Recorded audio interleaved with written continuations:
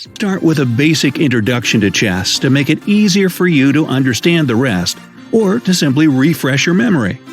A chessboard consists of 64 square spaces. There are files, which are the columns going up and down, pointing at you and your opponent, and marked from A to H.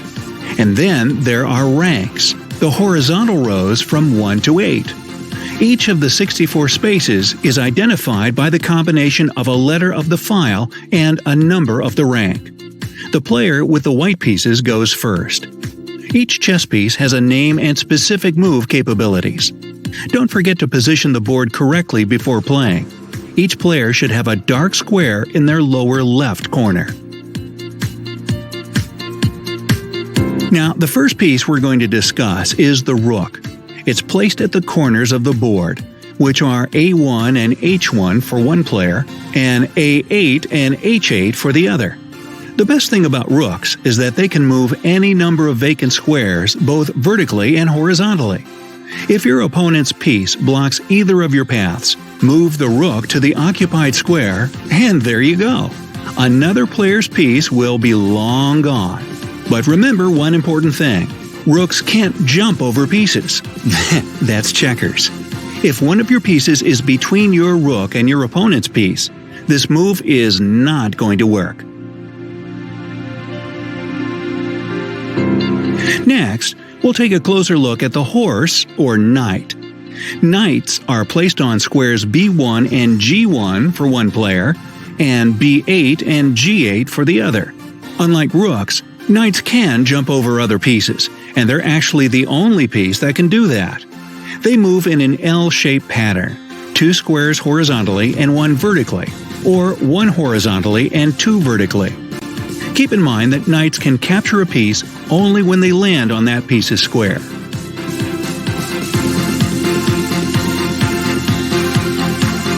Next up, we have the bishops in square C1 and F1, or C8 and F8. Bishops can move over any number of free squares in a diagonal direction. Just like rooks, they can capture an opponent's piece standing in their way by stopping on that piece's square. But step aside, everyone. It's time for the king and queen to enter the game. Welcome, your royal highnesses. You only get one queen, D1 for a white queen, or D8 for a black queen, and she's the most important piece on the board, basically the rook and bishop combined. She can literally do whatever she wants, moving any number of vacant squares horizontally, vertically, or diagonally. She captures pieces on her way by moving to their squares. The king's place is one of the 2 last empty squares, E1 and E8. The king isn't as powerful as the queen, and can only move 1 square at a time horizontally, vertically, or diagonally. He can attack any piece except for the other king and queen, and that's because he can't move close enough to initiate a capture. But don't underestimate him.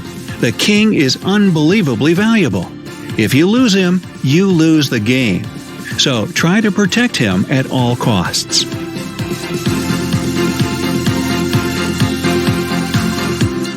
Finally, we have a whole row of pawns to shield your other pieces. They take the rows from A1 to H1 for one player, and from A7 to H7 for the other. Pawns move 1 square forward with one exception. The first time they move, pawns can go forward either 1 or 2 squares, but no more of that after the first move. Only 1 square at a time for the rest of the game. Now, there's one downside to pawns. If your opponent's piece is directly in front of your pawn, you can't move it forward or capture the piece. Talk about inconvenience, right? The only way for the pawn to capture the piece is when that piece is placed 1 square forward and another one to the left or right of the pawn itself. And there we have all the chess pieces. Okay, so to win and become a true chess champion, your task is to checkmate your opponent's king. It may sound like a piece of cake, but it's way more complicated than you might think. Checkmate basically means putting the king in a position where he'll be captured because he can't move or be protected by any other piece. The more of your opponent's pieces you capture, the easier it'll be to checkmate. Just don't focus all your energy on this. Your own king should be properly protected at all times so that your opponent can't get to him. Before you checkmate your opponent, you can just check them. This means that you should have one of your pieces within capturing range of your rival's king. In this situation, you must say check out loud to let your opponent avoid checkmate by moving their king to any free square, blocking the check by placing one of their pieces in front of the king to protect him, or capturing your piece that has placed their king in check. The same applies to you as well.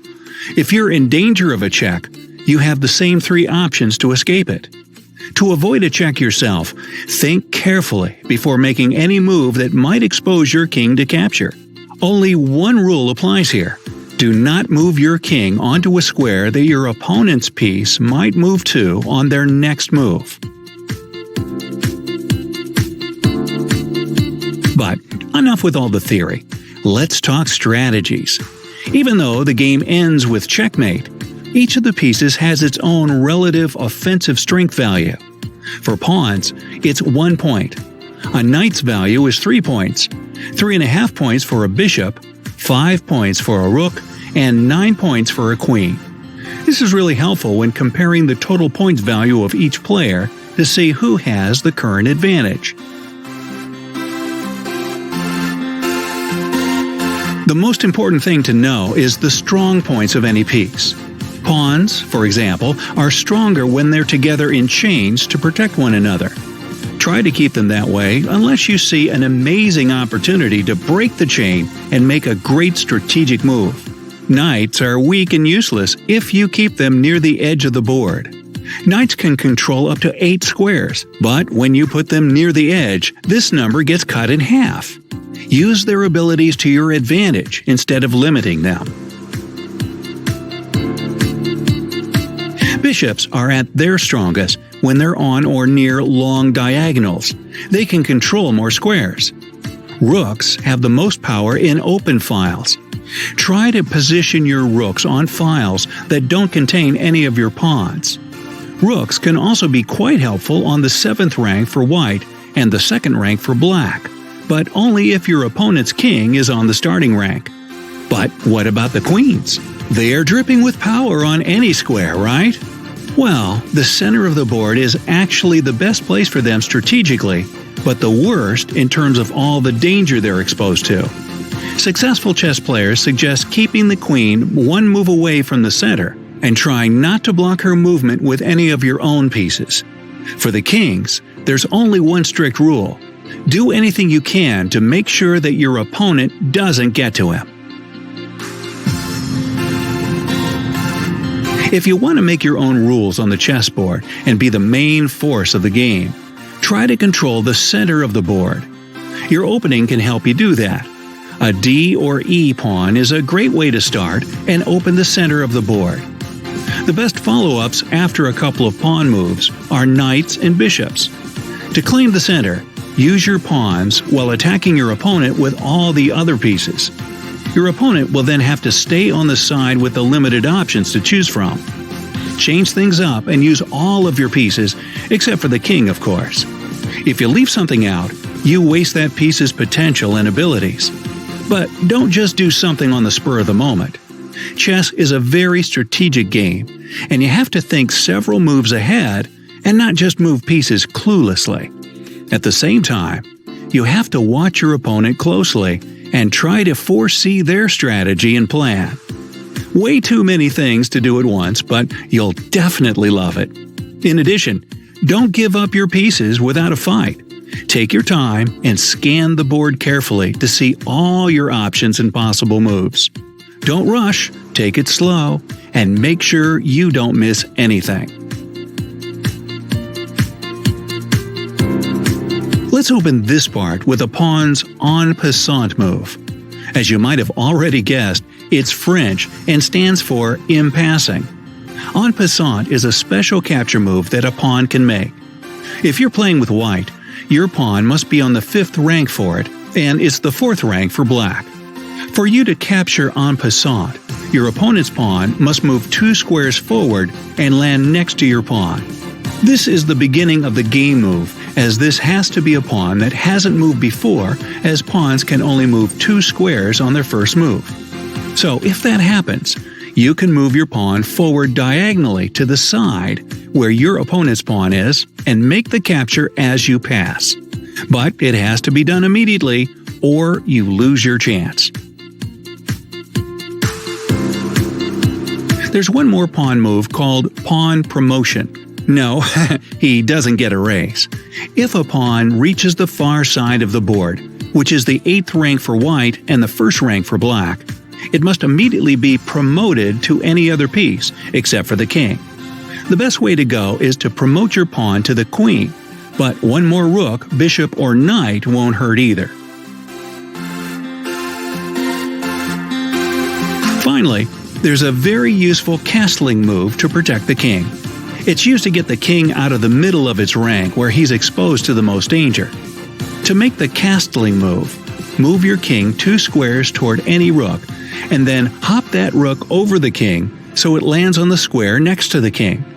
Remember that there can't be any pieces between the rook and the king. Also, the king shouldn't be in check, and both the king and rook have to be pieces that haven't made a single move in the game yet.